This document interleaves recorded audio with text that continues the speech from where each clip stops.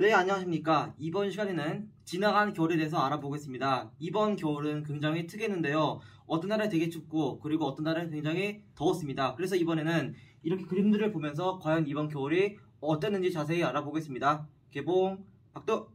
그러면 가장 먼저 시작해보기 전에 지금 보시면은 컬러가 굉장히 이상한데요.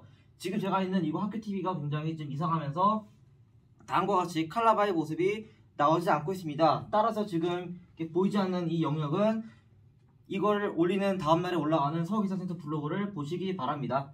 그러면은 지금 이게 작년 12월의 모습인데요. 원래라면 여기가 지금 파랗지만 지금 잘 보시면은 하얗게 나오는데 서울의 기온은 지금 영하 1도에서 0도 사이를 보였고 그 외에도 전국적으로 다 0도 안팎의 기온을 보였습니다. 그러나 이것만 보면은 알 수가 없고 아노말리를 보겠습니다. 지금 이 그림은 바로 작년 12월에다가 1991년부터 2020년의 기후도를 뺀 값인데요. 즉 이것은 아노말리입니다. 원래 여기도 파랗게 나오는 것이지만 지금 컬러가 문제 이렇게 나오고 있고 실제로 지금 보시면은 우리나라 내륙 전체로 다 0도 이하의 기온을 보였습니다. 즉 작년 12월은 굉장히 전국적으로 추웠다는 것을 알 수가 있습니다. 그리고 이번에는 올해 1월달입니다. 올해 1월달에도 원래 여기도 파랗지만 일단은 전국적으로 0도보다 좀 더 낮은 기온을 보여줬고 아노말리를 보시면은 일단 굉장히 이상한 것은 우리가 기억하는 올해 1월달에는 굉장히 추웠지만 1월 말에 가면서 굉장히 날씨가 온화해지면서 결국 겨우 0.3도밖에 차이 나지 않았습니다. 즉 우리가 기억하기로는 굉장히 추웠지만 실제로 온난한 기온까지 다 합세하면서 평균의 함량이 존재한 게 바로 올해 1월달의 특징입니다. 그래서 이것만 봐서는 절대로 올해 1월달의 날씨를 알 수가 없습니다. 그 다음에 2월달입니다. 2월달에는 지금 보면은 굉장히 붉은색인데요. 뭐 어차피 평균 기온 자체가 영상으로 올라가는 것은 나쁘지는 않은 일이지만 문제는 아노말리를 보시면 굉장히 처참합니다. 지금 보시면 서울을 포함한 뭐 중부지방 그 외 서쪽 지역 전부 다 지금 2.7 혹은 2.1도 이상의 양의 플러스를 보이는데요. 즉 올해 2월달에는 거의 2도 이상 평년보다 높았을 정도로 굉장히 온했다는 것이 특징입니다. 그 외에 동부 지역에서는 상당히 뭐 플러스긴 하지만 서쪽 지역보다는 그래도 좀 덜 온난한 모습을 보여줬습니다. 지금 이게 바로 그림으로 본 2020부터 2021년의 겨울 특징입니다. 그리고 이번에는 강수량입니다. 지금 여기는 12월하고 1월 그리고 2월달인데요. 일단 12월 같은 경우에는 뭐 강수량 자체가 거의 없었고 유일하게 지금 서해안형으로 눈이 많이 내렸던 군산과 정읍 일대에서만 많은 양의 눈이 오면서 지금 강수량이 제일 많고 그 외 1월달에서는 수도권 지역에 그때 바레만 저기를 포함한 여러 저기압들이 지나가면서 이렇게 지나가면서 눈이 많이 온 지역을 중심으로 이렇게 높은 값을 보여줬고 플러스 서해안형이라 해가지고 눈이 특히 더 많이 내린 서해안 지역을 중심으로 더 많은 양의 눈이 쌓여서 강수량이 좀 더 많은 모습을 볼 수 있습니다. 그렇지만 이와 반대로 동부 지역에서는 지금 속초 지역에서는 강수량이 0으로 뭐 눈이랑 비가 아예 오지 않았고요. 그 외에 동해안 지역은 전부 다 강수량이 매우 적은 모습을 볼 수 있습니다. 즉 이번 겨울철의 특징은 바로 서쪽 지역에서는 서해안형 눈이 오면서 강수량이 많지만 반대로 수백, 정맥, 동부에 해당되는 이 구역에서는 강수량이 매우 적으면서 매우 건조했다는 것이 특징입니다. 그리고 2월달에도 마찬가지로 뭐 남해안 지역을 중심으로 비가 내렸지만 서울을 포함한 중부지방에서는 강수량이 뭐 거의 10mm 이하로 매우 적은 모습을 볼 수 있습니다. 즉 우리가 기억하기로는 눈이 많이 와서 좀 많겠다 싶었는데 실제로 보면은 강수량 자체는 그리 많지 않다는 게 이번 겨울의 특징입니다. 자 그리고 이번에는 아까 봤던 그림은 그냥 12월 1일 2월달의 전국적인 지도지만 이번에는 시계열을 보겠습니다. 이 시계열은 지금 1990년부터 올해까지의 기온을 나타낸 것인데요. 검정색은 작년 12월이고 그 다음에 빨간색은 2월달, 파란색은 1월달입니다. 이렇게 체크한 곳이 바로 올해에 해당되는 부분인데 일단 작년 12월달에는 평년보다 굉장히 추운 모습을 보여줬습니다. 즉 다른 때는 다 작년보다 온했던 날이 많았고 1월달도 마찬가지로 다른 해보다는 뭐 상당히 추운 모습을 보여줬지만 일단 이번 1월달에는 아까 말한 것처럼 평균 한병이 존재하기 때문에 이거는 믿을 수가 없습니다. 그 반면에 2월달에는 아까 봤던 것처럼 굉장히 온난한 날씨를 보여주는데요. 즉 이거 보시면은 작년보다도 더 온화한 날씨를 보여주면서 올해 2월달에는 다른 때보다 굉장히 더웠다는 것을 알 수가 있습니다. 이번에는 조금 더 스케일을 낮춰서 매일매일의 기온을 보겠습니다. 이것은 지금 작년 12월달에 일 최고 기온하고 최저 기온인데요. 우선 12월은 굉장히 뭐 평균적으로 좀 괜찮은 분포였지만 12월 13일에 눈이 한번 오고 나서 일주일 동안 굉장히 추운 날이 있었습니다. 12월 13일부터 20일 사이에 한파가 오면서 잠시 기온이 영하 10도 미만으로 내려가긴 했지만 그 외엔 대체로 평년과 비슷하거나 뭐 그렇게 그닥 춥지는 않은 날씨를 보여줬습니다. 그런데 문제는 바로 1월달입니다. 1월달에는 보시면은 우리가 기억하기에 1월 6일날 눈이 겁나 오면서 뭐 강남 지역을 포함한 일대에서는 교통량 마비되는데요.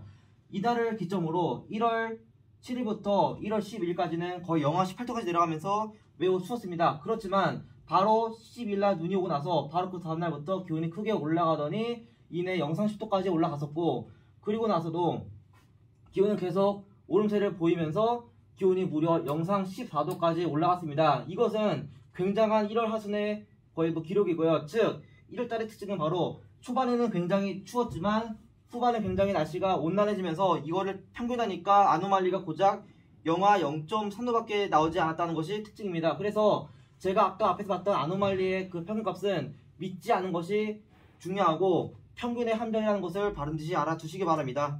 그리고 2월달입니다. 2월달은 굉장히 온난했는데요. 지금 보시면은 뭐 초반 즉 2월 2일과 3월달에 눈이 온 것 빼고는 굉장히 온난했고, 그 중간에 잠깐 추운 날이 있었지만 이거를 빼고는 굉장히 평년보다 온난한 날씨를 보여줬습니다. 특히 2월 18일 이후에서는 거의 뭐 마찬가지로 15도 이상 올라가면서 뭐 이게 뭐 초봄인지 아니면은 뭐 봄인지 모를 정도로 굉장히 날씨가 따뜻했습니다. 불과 18일 전만 해도 기온이 다시 영하 10도까지 내려가면서 굉장히 춥고, 특히 이때는 중국 북쪽에서나 볼 수 있는 가을눈이 왔었는데요.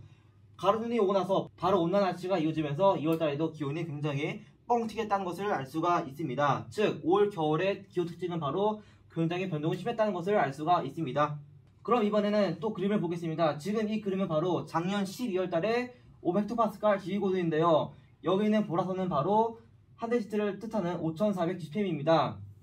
그러나 이것만 봐서는 절대로 알 수가 없고 중요한 건 바로 이 아노말리인데요. 지금 마찬가지로 여기는 칼라바가 이상해지면서 원래 여기는 파란색이라는 점을 알아두시기 바랍니다.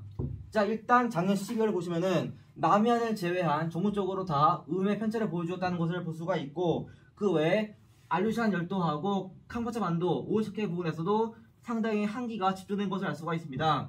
이게 일단 작년 12월 달의 특징이고요. 다른 안 보이지만 여기가 바로 중동인데요.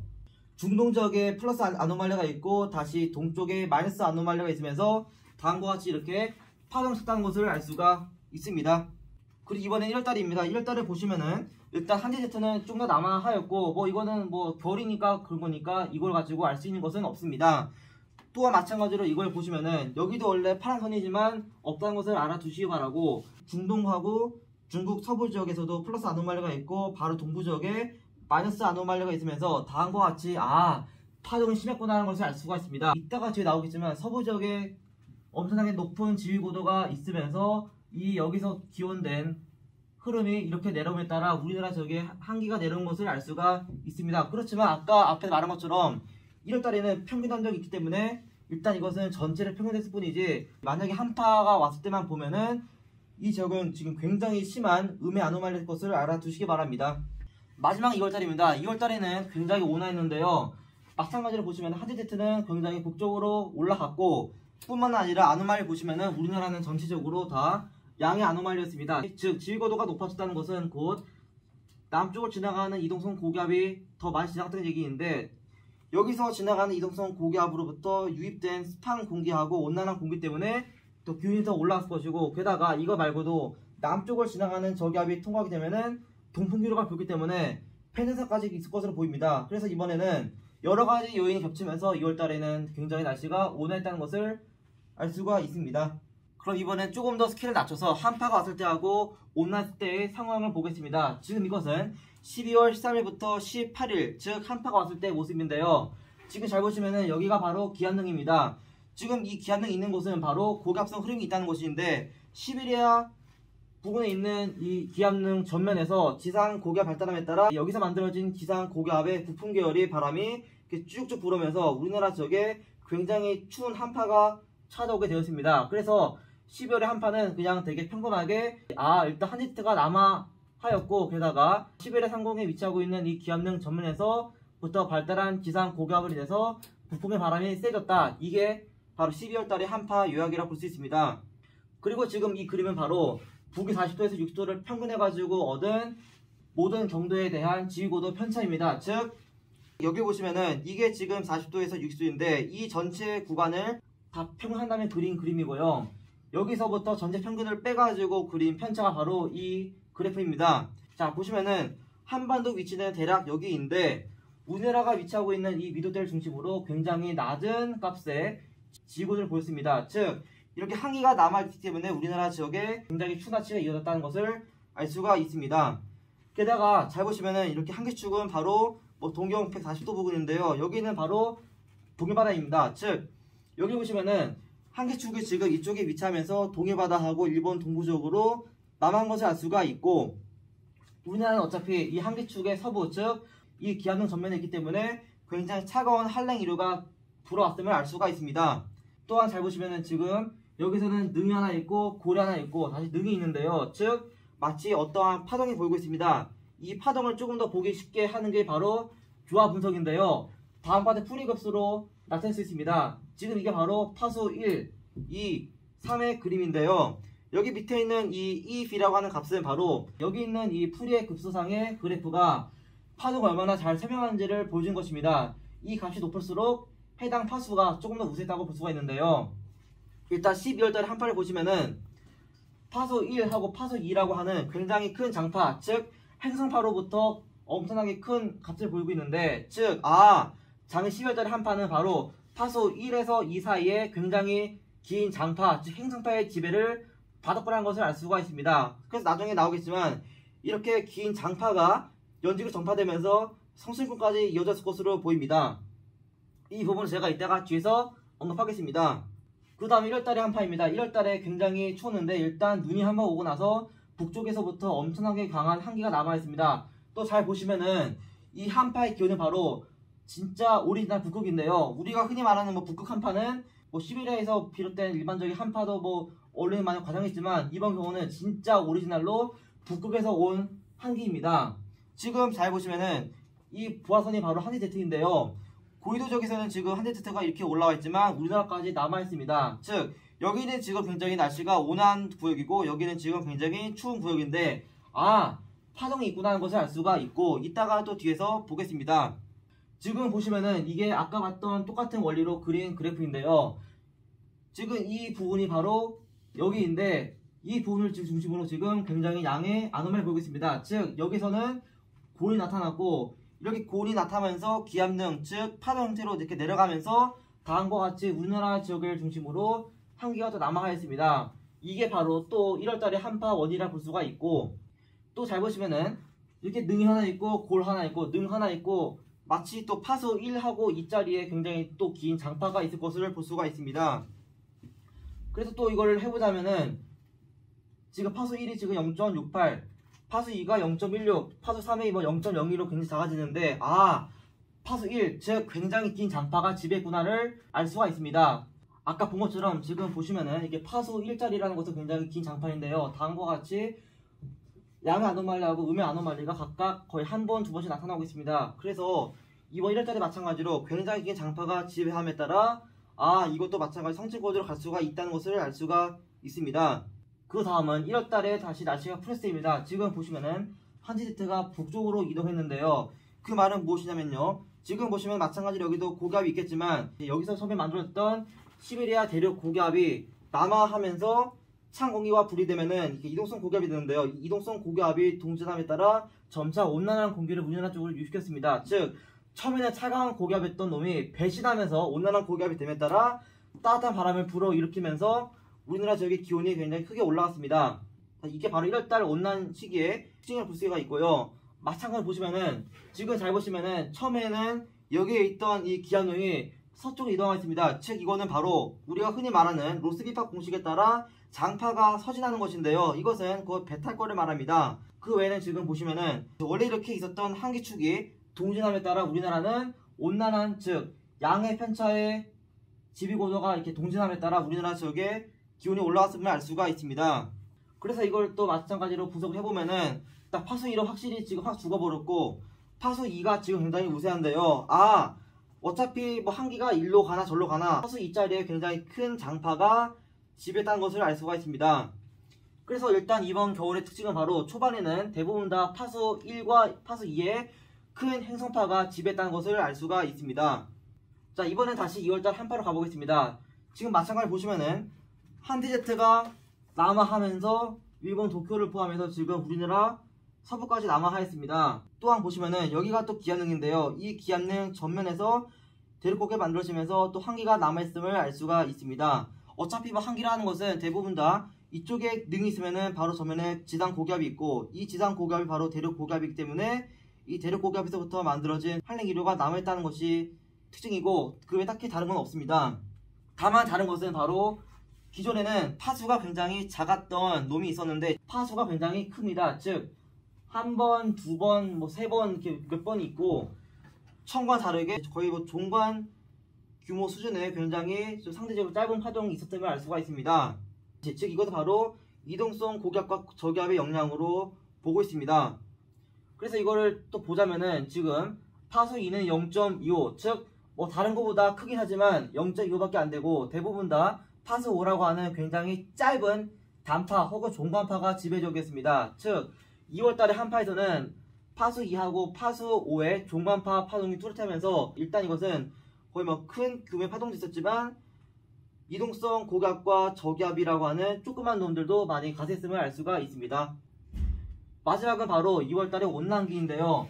또 보시면은 한디제트가 북분하였습니다. 어차피 뭐 춥나 덥나는 대부분 다 한디제트가 어딨나가 매우 중요하고 이때 잘 보시면은 여기도 지금 기압능인데 기압능이 전면에 고기압이 있을 것이고 여기 있던 대륙 고기압이 남하하면서 마찬가지로 또 이동성 고기압이 됨에 따라 우리나라 지역에 또 온난한 바람을 불어왔을 것으로 보입니다. 그래서 어차피 이게 바로 그 유명한 사만사원인데요. 사만사원의 원리는 바로 북쪽에 있는 대륙 고기압은 한랭 이류를 내보내지만 남하에서 이동성 고기압으로 변질되면은 처음에 차가웠던 놈이 배신을 해서 온난한 바람을 불어일으킨다. 그래서 처음에는 추웠다가 나중에는 다시 온난해진다. 그리고 이게 반복한다는 것이 바로 사만사원의 원리인데 올해는 또 그게 잘 나타난 것으로 보입니다. 그래서 이것도 지금 2월 온난기의 파동 모습인데요. 우리나라가 여기 있고 우리나라 동쪽으로 한기가 물러가면서 서쪽에 있는 이 기압용의 다검에 따라 상당히 온난한 날씨가 이어졌음을 알 수가 있습니다. 뭐 이때도 마찬가지로 파수 2가 굉장히 컸는데 뭐 다른 때보다 입이 자체가 작아지긴 했지만 그래도 파수 2가 굉장히 우세했음을 알 수가 있습니다. 자, 어차피 일단 한기가 동진을 하였고 베링에 있는 블로킹이 지속되고 강화됨에 따라 초반에 있던 이 기압능이 계속 버티게 되었습니다. 그래서 여기서 버티게 된 기압능은 다시금 그 동부지역으로 한기를 남하시키면서 미국에 위치하고 있는 이 부분을 중심으로 또 굉장히 추운 날씨가 이어졌습니다. 그래서 어차피 뭐 파동이 있다는 것은 어느 것은 따뜻하고 어느 것은 춥다는 것이지 무조건 파동이 있으면 우리가 추워진다는 것은 아닙니다. 그 점을 알아두시기 바랍니다. 자, 그럼 이번에는 한파 원인을 살펴보겠습니다. 지금 이 그래프는 바로 NSIDC에서 제공하는 14개의 해역을 전체에다 더한 다음에 그 전체 해역에서 9월달과 10월달의 해미 면적을 표준해가지고 그린 그림입니다. 지금 보시면은 다른 때는 뭐 해미 면적이 굉장히 컸지만 바로 작년 9월과 10월달 즉 2020년을 보시면은 해미 면적이 굉장히 적었습니다. 지금 이것은 바로 2016년인데요. 즉 이번 경우는 바로 2016년 이후로 굉장히 적은 해빙을 보였다는 것이고 역대 유의라고 하는 어마무시한 기록입니다. 자, 일단 해빙이 적어지게 되면은 당연히 알베도가 감소를 하겠죠. 그러면 더 많은 태양빛이 들어오게 될 것이고 그 지역의 기온은 올라갈 것입니다. 우리나라 지역이 한파를 유발하는 굉장히 중요한 지역은 바로 카라 바렌치인데요. 이번엔 특히 이 카라 바렌치 해의 해빙이 크게 감소하면서 우랄 산맥하고 또 러시아 서부 지역의 기온이 크게 올라감에 따라 해당 지역의 지위고도가 상승하면서 높아진 지위고도가 그 동부 지역을 중심으로 이렇게 다시 한기를 남하시키면서 우리나라 지역에 한기가 남하할 가능성 혹은 그 기회가 증가한 것입니다. 그렇지만 아까 말한 것처럼 한파가 내려온다 할지라도 이것은 영원히 지속되는 게 아니라 파동은 언제나 이동하기 때문에 한번 파동이 이동하게 되면은 다시 동진하게 돼서 서쪽에 있는 온난한 공기도 함께 들어옴에 따라 한기가 통과한 다음에 곧바로 난기가 유입되면서 이번 경우는 기온 변화가 굉장히 컸습니다. 다시 말하면은 원래라면 이렇게 흘러야 하는 즉 조날하게 흘러야 하는 제트기류가 북극 지역에 있는 해빙이 감소하면서 이 지역의 기온이 증가함에 따라 온도 경도가 감소하면서 제트기류의 풍속이 약해졌습니다. 그래서 이따가 뒤에도 언급하겠지만 제트기류의 풍속이 약해지게 되면은 다음과 같이 제트기류가 이렇게 사행을 하면서 한기가 남아할, 즉 북쪽에 있는 차가운 공기가 중요 지역을 남아할 기회가 증가한 것입니다. 그래서 쉽게 말하면은 한기가 남아할 기회가 많아지는 것이지 무조건 추워지는 것은 아니라고 볼 수가 있고요. 그걸 보여드리기 전에 한 가지 볼 것은 바로 면적 가정 평균입니다. 제가 이따가 뒤에서 볼 것은 바로 해당 이 모든 면적에 대한 풍속을 볼 것인데요. 우리가 아는 지구라는 것은 북쪽으로 올라갈수록 동서간의 길이가 감소합니다. 그래서 해당 감소하는 만큼 가정치를 주면서 이렇게 평균을 하는 게 바로 면적 가정 평균의 원리입니다. 자, 그래서 제가 진행한 구역은 바로 일단 북위 36도부터 56도라고 하는 이 구간 모든 경도, 그 다음에 우리나라 부근이 할 수 있는 북위 36도부터 56도 하고 동경 90도부터 동경 150도를 평균하였습니다. 그거를 평균한 게 바로 이 그림인데요. 지금 이 그래프는 바로 아까 구간을 평균해서 얻은 풍속입니다. 즉 동서바람인 U하고 남북바람인 V 성분을 각각 제곱해서 더한 다음에 루트를 씌워서 그린 게 바로 지금 이 값인데, 일단 작년 12월 보시면은 다른 때보다 풍속 굉장히 낮았습니다. 즉 북반구 중 고위도 성부의 제트기류가 약화된 것을 볼 수가 있었고, 이 약해진 제트기류가 이렇게 사용함에 따라 파동이 발생하면서 우리나라 지역을 중심으로 한기가 남아할 기회가 증가했다는 것을 알 수가 있습니다. 그 다음에 이것은 지금 우리나라 부근의 풍속인데요. 다른 때보다 풍속이 증가했습니다. 즉 이거는 무엇이냐, 시베리아하고 만주는 굉장히 차가운데 중국 대륙 지역은 굉장히 날씨가 온화하면서 이러한 풍량 모양으로 제트기류가 매우 강했다는 것입니다. 즉 중국 서부는 굉장히 날씨가 온화한데 만주 지역을 중심으로 여기 있던 차가운 공기가 이렇게 내려감에 따라 이 지역을 중심으로 굉장히 날씨가 추워지면서 남북 간의 기온차가 커지면서 우리나라 상부 지역을 중심으로 풍속이 매우 큰 것을 알 수가 있습니다. 그리고 올해 1월달입니다. 일단 이걸 통해서 알 수 있는 정보는 없습니다. 그래서 이 그래프는 보지 않도록 하겠습니다. 대신에 우리나라 지역을 보시면은 다른 때보다 지금 풍속이 굉장히 컸는데요. 비록 어차피 평문의 함정이 존재하지만 이것은 무엇이냐면요, 중국 대륙은 굉장히 온난한데 아까 봤던 만주 그리고 동해상을 중심으로 굉장히 날씨가 추워지면서 되려 여기는 더 추워지고 여기는 더 따뜻해짐에 따라 기온의 양극화가 매우 심해졌습니다. 그래서 온도 경도가 매우 심하게 벌어지면서 우리나라 상부 지역을 중심으로 제트기류가 매우 셌다는 것을 알 수가 있습니다. 이제 마지막은 바로 올해 2월달의 풍속인데요. 일단 그림은 없지만 미국이 여기 있고 캐나다가 이렇게 있으면은 미국이랑 캐나다 지역에서는 제트기류가 매우 약했지만 반면에 중동아시아하고 몽골 부근에서는 매우 강했습니다. 그래서 이것은 평균 함정이 존재하기 때문에 분석을 할 수 없다는 점을 알아두시기 바랍니다.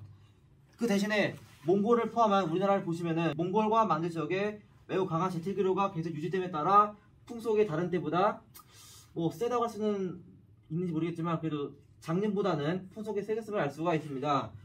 그 다음에 마찬가지로 그때 또 중국 대륙이랑 또 중동 지역이 이렇게 가려됨에 따라 여기는 중국이고 여기가 만주인데 여기는 추워지고 여기는 온난해지면서 마찬가지로 제트기류가 이렇게 세진 것을 알 수가 있습니다. 그래서 일단 이번 겨울의 특징은 바로 일단 12월 달에는 전지구적으로 제트기류가 약해지면서 북극 진동, 즉 제트기류가 사용함에 따라 한기가 남아할 기회가 증가하지만 1월달과 2월달에는 이것만 가지고는 알 수가 없다는 것을 알아두시기 바랍니다. 그리고 두 번째 원인은 바로 라니냐입니다. 일단 이것도 칼라바가 이상하지만 여기가 바로 니노 3.4, 즉 엘니뇨 감시 구역입니다.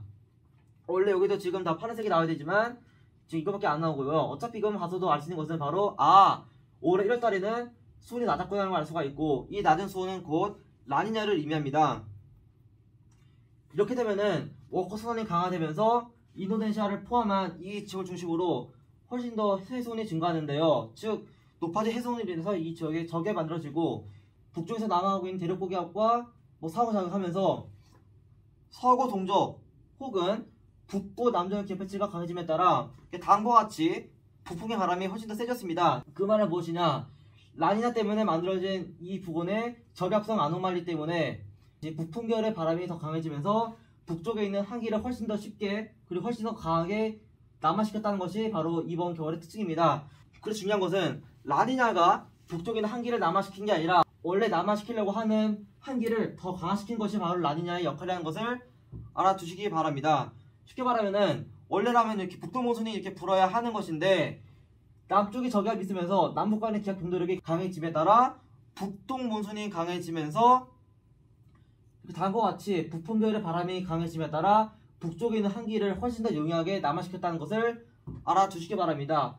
그 반면에 시간이 지나면서 여기 위치하고 있는 저기압의 북쪽으로 해들이 순환에 따라 고기압이 만들어지는데요. 이 고기압은 바로 이동성 고기압 혹은 일본 동부 지역에 있던 고기압인데요. 이 고기압의 가장자리로부터 온난 수변한 공기가 들어옴에 따라 2월달에는 굉장히 날씨가 더웠다는 것을 알 수가 있습니다. 그래서 라니냐는 우리나라를 춥게 할 수도 있지만 반대로 또 온난하게 할 수 있다. 즉 상관관계가 거의 있는지 없는지는 잘 모르겠습니다.